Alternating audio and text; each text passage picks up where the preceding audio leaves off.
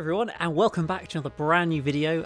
I haven't really done a video like this in a very long time, but I thought, it's kind of, I've gotten off YouTube for a little bit the last few weeks. I haven't really done enough videos. I'm sorry about that, guys, that it's been a little bit dead generally, but I don't want that to be the focus of this video, because today we're going to be delving into Classic Who a bit more, the start of I'm going to call it an occasional series, where I'm just looking back at kind of aspects of, well, the whole show, but particularly Classic Who, sort of little things that you might have just forgot actually happened, if you're not that au fait with Classic Who or whatever, and just things that are sort of interesting to explore, or things that connect into the new series, stuff like that. I just thought it would be, a good opportunity to just kind of look back on some of these slightly lesser known things. Like, I'm not going to say that no one knows about this, but, maybe not everybody realises quite how this particular topic all played out. Doctor.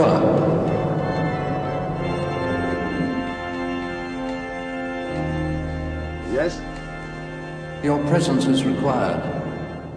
So yes, today we are talking about the very first, well, I'm going to call it the very first proper story arc in Doctor Who, because of course nowadays we're totally au fait with, Bad Wolf, the cracks in time, Who was Missy, then I guess kind of the Timeless Child as well in the most recent series. So these sort of arcs, these continuing storylines that run through a season to kind of give it a big start, a big finish, give it a kind of just a link that runs through the series. Now, in the majority of Classic Who, that wasn't really a thing. Just TV back in the day wasn't really done like that, and very much from the very beginning, sort of each serial of Doctor Who, so every sort of story, you think Unearthly Child, the Daleks, whatever, they may be 4, 6, 7, 8, 10 episodes in length, but the actual they're all very much sort of self-contained stories that don't really have any continuing plot threads. The very beginning of the show sort of has it, like, to some extent, where sort of certainly through the first couple of years of the show, each sort of story kind of rolls into the next one, like they're sort of at the end of the final part of a story kind of leads directly into the beginning of the next story, but it's not really like there's any linking plot points or anything like that in those stories. I guess there's the character relationships, but that's existing across the whole of Doctor Who, so that's a little bit less what we're focusing on here. So we come to 1978, the heyday of the Tombaker Era. I guess we've just finished the Hinchcliffe years. We're up to season 16 of Classic Who, so it's been going on a long old time. There's been a lot of stories, 4 Doctors. Tom Baker's kind of been, been the Doctor for 4 years by this point, and is very much, the man, the Doctor. That everybody would recognise him exactly as that. And we had in the previous season, season 15, Graham Williams coming in to executive produce the programme after Philip Hinchcliffe decided to move on, having done the first 3 seasons of Tom Baker's era.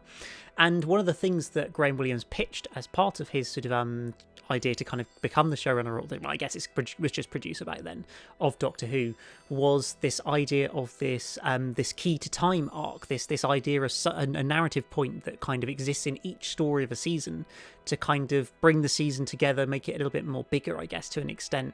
And that was something that he very much wanted to do from the very beginning. The BBC were very sort of positive about and wanted him to give that a try.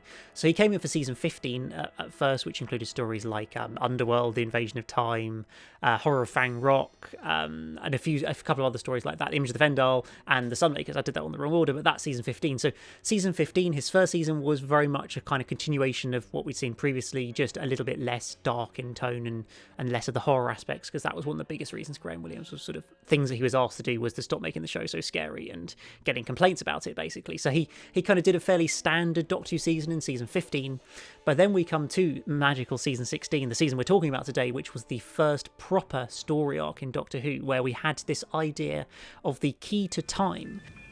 The key to time is a perfect cube which maintains the equilibrium of time itself.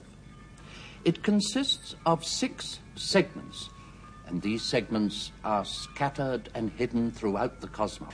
Now, this was kind of a quest that the Doctor and, the companion he was given, Romana, the first Romana, played by Mary Tam, they were kind of tasked with finding the 6 segments of this kind of crystal thing that was the key to time that kind of kept balance in the universe or something. It's all a bit vague exactly what it was, but it basically was like, if it falls into the wrong hands, then this key can be used to destroy the universe, sort of thing. And this was where we were also introduced to the White Guardian and the Black Guardian, who would then later turn up in the 5th Doctor's era as well. The idea of these sort of ethereal beings who are kind of looking after keeping the balance of the universe, basically, and that there's this magical key to time that has been split into 6 segments that have been spread throughout time and space, and basically the Doctor and Romana have got to go off and find these 6 segments, put them all together before the Black Guardian does, and then he can use it to kind of become a god of the universe, basically taking complete control of it, power over it, destroy it, whatever he wants to do. So that's kind of like the interesting sort of plot point that's set up at the very beginning of the first story of the season, the Rebos operation. Kind of the first scene we see is of the Doctor in the TARDIS, and then he gets brought out into this mysterious place where the White Guardian is hanging out, ready to explain to him exactly what he's got to do basically for the season. And then we get introduced to the first Romana, who he gets sort of to work with for the season, to go on this key to time. We're using a magical tracer which will tell him which planet to go to, and we kind of go off from there to explore and find these 6 segments throughout the season. So that was kind of the basic setup behind it, and it just gave a sort of a more interesting opportunity to kind of tie the series together that little bit more than a lot of classic Who, where as much as some stories can kind of lead into the next one, you can kind of get some seasons where every story just feels so kind of disconnected from one another. Like there can be some great stories in there, but there really isn't any kind of continuing narrative of any sort. And I think that is part of the kind of fun of classic Who to an extent, that you kind of every few weeks, as it were, back then, and with every story you just go to a completely new world setting. You kind of just start from zero again and just have a fun adventure with the Doctor and the companion. And that is one of the great things about classic Who. But I also really enjoy in this season the sort of opportunity to kind of explore a more linked season, something that would very much be used as a template in obviously in New Who, but just to give that little sort of extra added plot point to each individual story, because then each story was kind of its own exciting Doctor Who story with a monster to fight off and everything like you expect from Doctor Who. But also within that there was this little sort of, we've got to search for the third segment, the key to time, the fourth, whatever, and find this sort of little crystal that wouldn't look like a crystal. I think in the first story it was kind of a jewel or a gem or something. Then in the second story it's a whole miniaturized planet. Spoiler alert for these, I should clarify. By the final episode it's an actual person that is the key to time, the last segment, the key to time, and so all these different kind of unique ways of coming up with these segments that they've got to find and get hold of throughout the stories. And just there was lots of interesting sort of different ways of doing it. Sometimes it would be a quest to find it throughout, and then they find it at the end of the story. Or you think of a story like The Androids of Tara, where within 3 minutes of the start of the first episode, Romana goes out, oh look, there it is, it's that, I found it, I've got it, cool, great. And then she gets captured by the Count, and it all gets a bit complicated, and it takes them the whole story to try and be able to basically just get back to the TARDIS and leave with the segment, because that's all they need to do. So it was just great to kind of find those different ways of being able to kind of, use this idea of the key to time segments and create interesting sort of plot and story ideas off the back of that, which I think actually work quite effectively. Doctor, release the key to me immediately! Unable to distinguish between a White Guardian and a Black Guardian. Doctor, what do you mean? Look!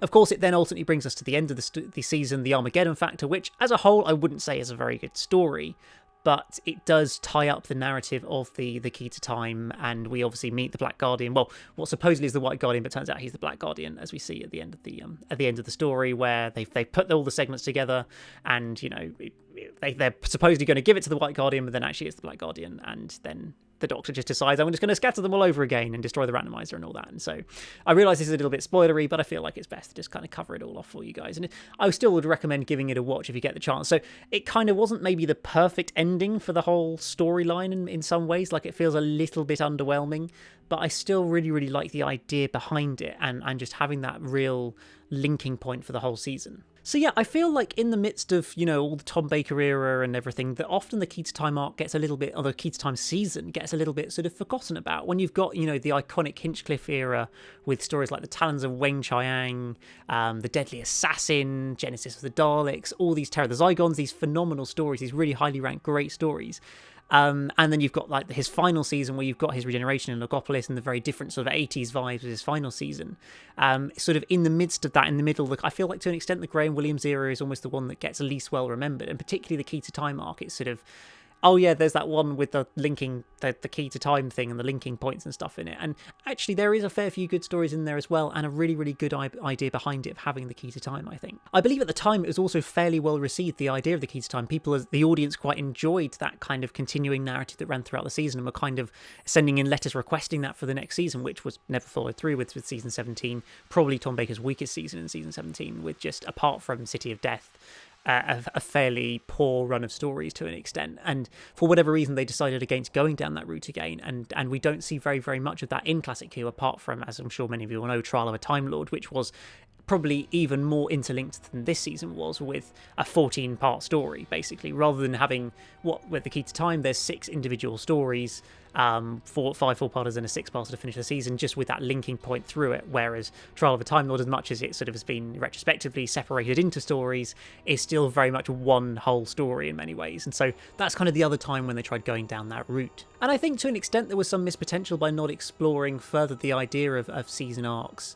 I know there are some sort of mini arcs within later seasons. You look at season 18 with the E-Space trilogy, and then the Master sort of being in 3 stories across the end of the 4th Doctor to start the 5th Doctor, so kind of there's little bits here and there where a couple of stories kind of are linked together and run through something, but never kind of, apart from Trial of a Time Lord, a whole season that's linked into one, really, I think. And I think that was a little bit of a shame, a little bit of a missed opportunity, but I was pleased that Doctor Who decided in 2005 to kind of realise that's where we're at with television nowadays, that the way to go is to have some sort of aspect that links all the stories together. And so Russell going straight in with Bad Wolf, and then using Torchwood with Harold Saxon, I guess the bees disappearing kind of, and the missing planets, and the whole Dr. Donner storyline of Series 4, and then of course Moffat kind of went even further with that through his era. And I think that's also where a series like Series 11 was really let down by having a lack of any of that at all in there. It was when Doctor Who had such a good opportunity to kind of relaunch itself, capture a massive new audience, and for whatever reason Chris Chibnall decided not to go down the route of a story arc, not to go down a route of something that's going to keep the audience engaged, when, as we saw, The Woman Who Fell to Earth brought in massive 11 million viewing figures, and yet we lost so many of those people because there just wasn't a reason to keep coming back. So I think we should never, as much as some people sort of, I think particularly kind of maybe fans more of the classic series kind of think, do we really need these story arcs, these big silly narratives that push us to a finale? I think certainly nowadays we really do. I think it's what's needed to keep the audience interested and engaged, and it's something that worked better in Series 12 by having the whole sort of Timeless Child arc, which was, I know, introduced in Series 11, but let's be real, it wasn't a part of Series 11 apart from the one mentioned in the Ghost Monument.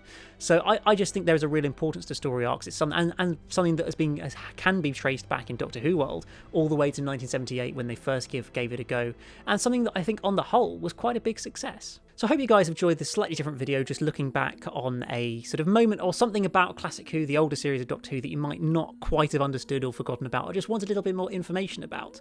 The Key to Time arc is one I'd highly recommend checking out. I think you can still get the DVD box set of the whole, all 6 stories in one, and obviously they'll, I'm sure at some point soon, do a collection Blu-ray box set of the Key to Time arc as well. But there are 6 stories in it, and I'd say certainly 3 or 4 of them are really good stories in there as well, along with having just that narrative that something feels just something a little bit different when you're doing a marathon and watching all these individual stories. Suddenly, oh, this is all linking in together. That's quite cool. I like that idea. So yeah, I would highly recommend checking them out at the very least. But I hope you guys have kind of, maybe learnt something new, or just sort of got a bit more of a fresh insight into exactly what the Key to Time arc and season was all about. But guys, I really hope you've enjoyed this slightly different video, a little bit more of a Classic Who focus for the first time in a little while, I think it's fair to say.